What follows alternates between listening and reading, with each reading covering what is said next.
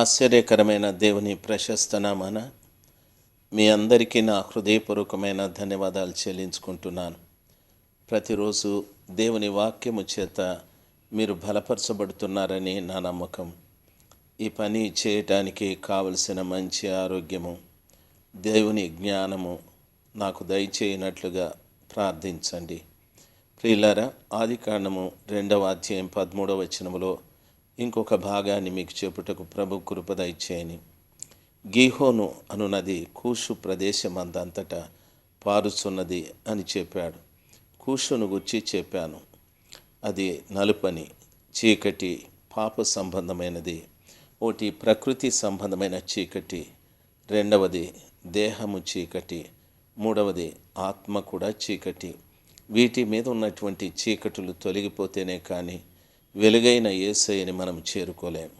అయితే ఆ తరువాత 2వ భాగాన్ని కూడా చెప్పాను. పర్వతములలో నుండి క్రొత్త ద్రాక్ష రసం పారుతుందని, కొండలలో నుండి పాలు ప్రవహించునని, యూదా నదులన్నిట్లో నీళ్లు పారునని యోవేలు గ్రంథం 3:18లో 2వ భాగం చెప్పాను. ఈ రోజున 3వ భాగం, నీటి ఊట యెహోవా మందిరములో నుండి ఉబికి పారి షిత్తీములోయను తడుపును అని అన్నాడు. ఊట అనేటటువంటి మాట వింటే ఊటను గుర్చి యెర్మీయా 2వ అధ్యాయం 13వ వచనం, జకర్యా 13:1, ఇర్మీయా 17:13 వచనాల్లో చదువుకున్నట్లయితే వాక్యం ఈ రీతిగా సెలవిస్తుంది. జీవజలముల ఊట అయిన నన్ను విడిచిపెట్టారు మీరు అని ఇర్మీయాలో చెప్తాడు. అది యేసు ప్రభుల వారిని గురించి చెప్పబడింది. అయితే నీటి ఊట వేరొకటి ఉంది. యెహెజ్కేలు గ్రంథం 47వ అధ్యాయంలో అతడు మందిరపు గుమ్మమునకు నన్ను తోడుకొని వచ్చెను. మందిరము తూర్పు ముఖముగా ఉండెను. నేను చూడగా మందిరపు గడప క్రింద నుండి నీళ్లు పారుచు తూర్పుగా వెలుచుండెను. ఆ నీళ్లు బలిపీఠమునకు దక్షిణముగా అని వాక్యం సెలవిస్తుంది. యెహెజ్కేలు చూసిన దర్శనములో గడప క్రింద నీళ్లు పారుతున్నాయి అంటాడు. ఈ గడప అనేటటువంటిది గుమ్మము అని చెప్తాం మనం. అయితే గుమ్మములోనే గడప ఒక భాగం. దేవుని సన్నిధానంలో వాక్యం వింటున్న ప్రభు బిడ్డలు, యేసయ్య నేనే మార్గం, సత్యం, జీవం అన్నాడు. నేనే ద్వారము అని కూడా అన్నాడు. ద్వారము అంటే ముఖద్వారం కావచ్చు, గుమ్మము కావచ్చు. దైవచనాంగమా గమనించవలసిన విషయం. కాబట్టి ప్రభు గుమ్మమైతే గడ అయినే కదా, గుమ్మముల క్రింది భాగం గడపే కదా.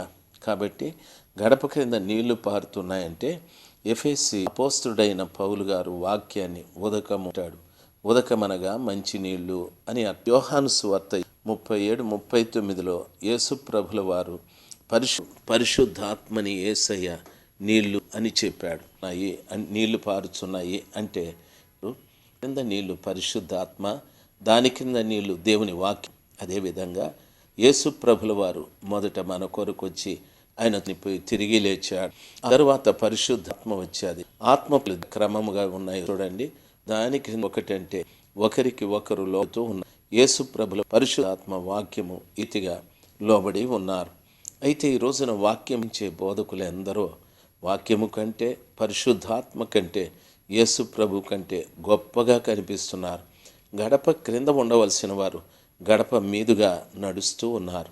దైవజనాంగమా, దేవుడు నీకు ఇచ్చిన వాక్య జ్ఞానమైనా, దేవుడు నీకు ఇచ్చిన తలాంతులైనా, వరాలైనా గడప క్రిందనే ఉండేటట్టుగా చూడాలి. కానీ గడప మీదుగా వెళ్ళేటట్టు మనము చేయకూడదు. ఎందుకో తెలుసా? మాకు కాదు యెహోవా, మాకు కాదు, సమస్త ఘనత మహిమలు మీకే అని చెప్పాడు. అయితే యోవేలు ప్రవక్త ఇంకొక మాట చెప్పాడు. నీటి ఊట యెహోవా మందిరములో ఉబికి అది పారి షిత్తీములో అయ్యాడు. అది గడప క్రింద పారిన నీళ్లు. ఇది యెహోవా మందిరములో పారుతున్నటువంటి ఉబికిన నీళ్లు. యెహోవా మందిరములో ఉబికే నీళ్ళు ఏమిటి అంటే మత్తయి సువార్త 21:13లో చదువుకుంటే యేసు ప్రభుల వారు, దైవ జనాంగమా, ఆయన యెరూషలేము పట్టణముకు వచ్చినప్పుడు ఆయన మందిరంలోకి వెళితే అక్కడ రూకలు మార్చేవారు, గువ్వలు అమ్మేవారు, పక్షులను అమ్మేవాళ్ళు కనిపించారు. ఆయన బల్లలను పడద్రోసి కొరడా తీసుకుని వారిని కొట్టి, నా తండ్రి మందిరం అనేక మంది ప్రజలకు ప్రార్థనా మందిరం అనబడుతుంది, దాన్ని మీరు దొంగల గుహగా చేశారే అని వారిని గద్దించాడు, కోపపడ్డాడు. అనగా దాని అర్థము దేవుని మందిరము వ్యాపార సంబంధమైనదిగా ఉండకూడదు. దేవుని మందిరములో ప్రార్థన ఉండాలి. అనగా ఏ సేవకుడైనా కానీ తాను మందిరంలో పనిచేసేటప్పుడు ఆ మందిరంలో ఉన్న ప్రజలందరూ ప్రభువుకి ప్రార్థన చేసేవారినిగా మార్చాలి. అంటే ప్రభువుతో మాట్లాడేవారుగా మార్చాలి. ప్రార్థన అంటే ప్రభువుతో మాట్లాడేటటువంటి కార్యం. ప్రార్థన అంటే ప్రార్థించే వ్యక్తిలో ఉన్న అపరిశుద్ధతని ప్రార్థన విను దేవుడికి ఇచ్చి, ప్రార్థన వింటున్న దేవునిలో ఉన్న పరిశుద్ధతని ప్రార్థన చేసేవాడు తీసుకోవడం. ఇటువంటి కార్యము ఆ సేవకుడు ప్రజల దగ్గర నేర్పించాలి. ఆ రీతిగా ప్రజలు మారాలి. ఈరోజు దేవునితో ఎవరు మాట్లాడనివ్వడం లేదు. అందరూ ఏమంటారో తెలుసా? మీకేమైనా సమస్యలుంటే మాకు ప్రార్థించండి, మేం ప్రార్థన చేస్తామంటారు. అంటే మందిరాలలో ఉన్నటువంటి బిడ్డలకు ప్రార్థన నేర్పించడం లేదు. దైవచనాంగమా, ఎంత పొరపాటు చేస్తున్నామో చూడండి. రెండవది, ఆ మందిరంలో వ్యాపారాలు జరుగుతున్నాయి. ఈరోజు కూడా మందిరాలలో వ్యాపారాలు ఉన్నాయి. దయచేసి నన్ను క్షమించండి. చేతి రుమాళ్ళు అమ్ముకునే వాళ్ళు ఉన్నారు. 10 రూపాయలకి తెచ్చి 100 రూపాయలకి అమ్మేవాళ్ళు కూడా ఉన్నారు. నూనె అమ్మేవాళ్ళు ఉన్నారు. 16 రూపాయలకి తెచ్చి 100 రూపాయలకి 500లకు కూడా వాళ్ళు ఉన్నారు.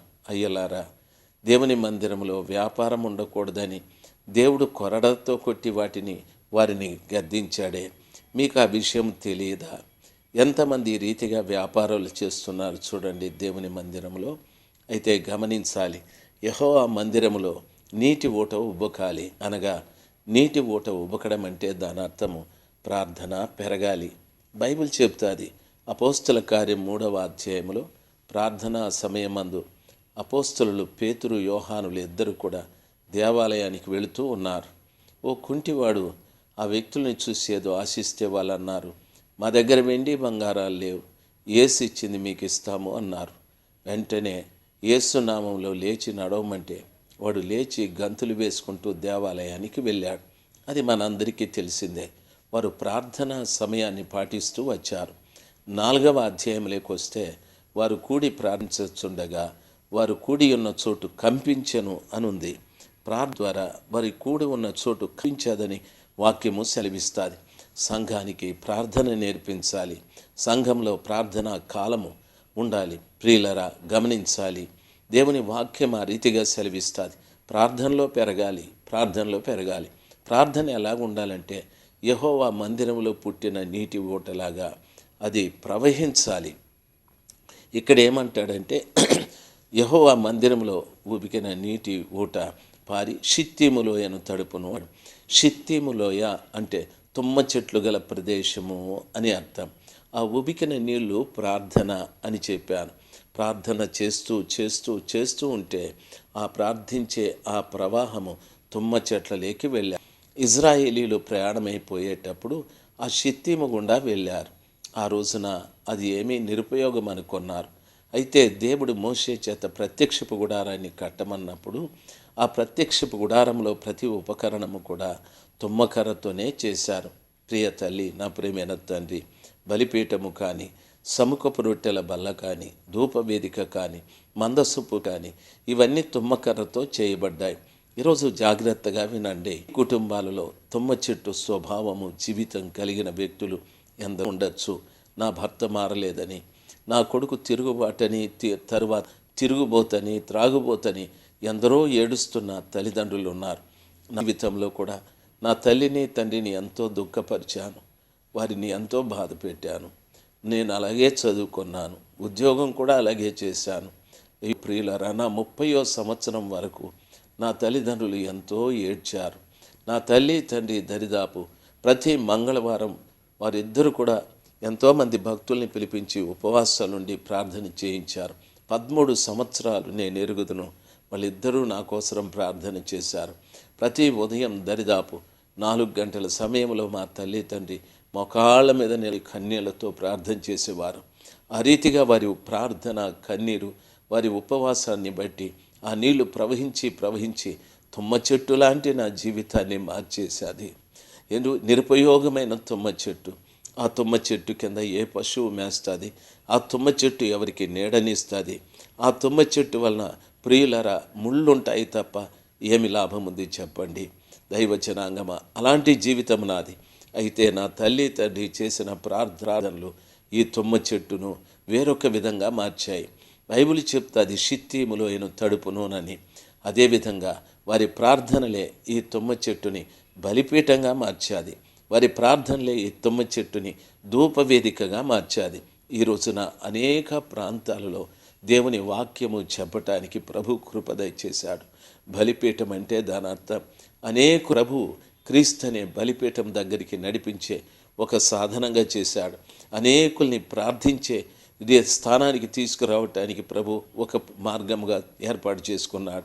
అనేక మందిని మందసం దగ్గరికి తీసుకురావటానికి ప్రభు వాడుకుంటూ ఉన్నాడు. ఒకవేళ మీ ఇంట్లో తుమ్మ చెట్టు లాంటి స్వభావం కలిగిన ప్రజలుంటే తల్లి కన్నీరు కార్చు, నాయనా కన్నీళ్లు కార్చు, నీవు ప్రార్థన చేయి. ఎవరికో అప్పచెప్పద్దు.